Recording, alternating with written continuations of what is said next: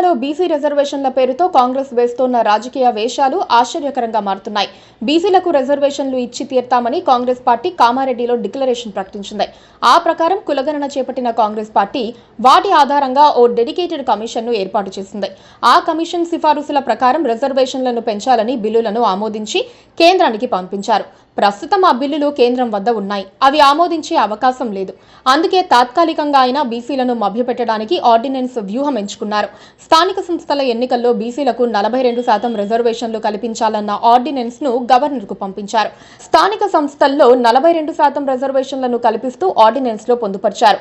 285A సెక్షన్లో సవరణలు చేస్తూ ఈ ఆర్డినెన్స్ రూపొందించారు.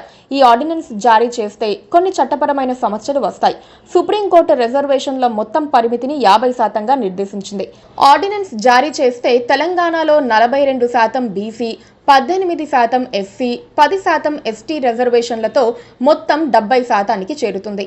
ఇది సుప్రీంకోర్టు పరిమితిని మీరుతుంది. ఈ అంశం ఆర్డినెన్స్ కు గవర్నర్ ఆమోదం ఇవ్వడంలో అడ్డంకిగా ఉండవచ్చని న్యాయ నిపుణులు చెబుతున్నారు. తెలంగాణ ప్రభుత్వం కులగణన ఆధారంగా 42% రిజర్వేషన్ కల్పించడానికి అవసరమైన డేటాను సమర్పించింది. ఈ డేటాకు ఎలాంటి చట్టపరమైన సాధికారత ఉంటుందన్న దానిపై స్పష్టత లేదు. కులగణన ఆధారంగా బీహార్లో 65% రిజర్వేషన్ పెంచినప్పుడు పాట్నా హైకోర్టు దానిని రాజ్యాంగ విరుద్ధంగా పేర్కొని రద్దు చేసింది. ఇక్కడ అలాంటి పరిస్థితి రావచ్చని భావిస్తున్నారు. గవర్నర్ ఆర్డినెన్స్ జారీ చేస్తే విషయం కోర్టులకు వెళ్తుంది, లేకపోతే గవర్నర్ వద్దే ఆగిపోతుంది. ఈ ఆర్డినెన్స్ విషయంలో ఎలా చూసినా వివాదాస్పదమయ్యే అవకాశం ఉంది. పెండింగ్ లో ఉన్న బిల్లులపై ఆర్డినెన్స్ జారీ చేయటం కూడా చెల్లదన్న వాదనను కొంతమంది నిపుణులు వ్యక్తం చేస్తున్నారు. రాజ్యాంగం ప్రకారం రాష్ట్రపతి ముందస్తు ఆమోదం అవసరమయ్యే విషయాలపై గవర్నర్ ఆర్డినెన్స్ ను జారీ చేయరని అంటున్నారు. తెలంగాణ గవర్నర్ జిష్ణుదేవ్ వర్మ గతంలో త్రిపుర గవర్నర్ గా ఉన్నప్పుడు రాజ్యాంగ సమస్యలపై జాగ్రత్తగా వ్యవహరించిన రికార్డుంది. తెలంగాణలో కూడా ఆయన రాజ్యాంగ విధులను కఠినంగా పాటించే అవకాశం ఉందని భావిస్తున్నారు. జిష్ణుదేవ్ వర్మ ఈ ఆర్డినెన్స్ ను న్యాయ రాజ్యాంగ పరిశీలనకు పంపిస్తే నిర్ణయం తీసుకునేందుకు కొంత ఆలస్యమయ్యే అవకాశం ఉంది. ఆలస్యమైనా సరే తీసుకునే నిర్ణయం ఆర్డినెన్స్ ను తిప్పి పంపడమే అవుతుందని చెబుతున్నారు.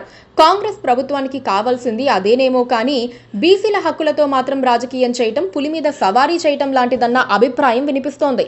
Please subscribe to KTV Telugu. KTV Telugu. KTV